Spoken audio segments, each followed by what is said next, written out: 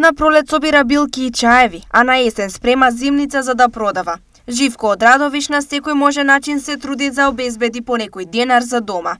Билки, чаеви, значи збирам, у мај месец сам стручно по тие работи. И после есенто со жената, не така и вер лютичка нешто спремаме по зимница. Така за да продадам, да чинам нешто. Денес Трајков продаваше помалку од се што произвел со неговата сопруга.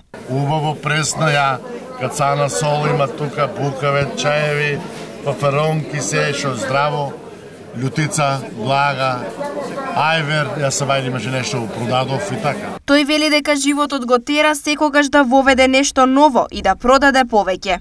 Па што те терате сета, сами тако да теране, што да направиш нешто да изнесеш да продадеш. Според Живков, цените на асортиманот кој тој го нуди се исплатливи доколку има купувачи, но нив ги има се помалку. Од 250 до 300 техничката што е од 750 грама на кил. 250 до 300, тие малите по 150, така. Исплатилно нема муштери, нема кој да го купи, скапо и се виде, па ќе кажам, нели, дека се скапо виде. Сепак, пониската цена на него воопшто не му одговара, затоа што за да произведе една тегла ајвар вложува многу труд. За да го свариш што треба, зејтин, дрва, мрва, значи работим у ајварот и у лутицата, знаеме како, нели?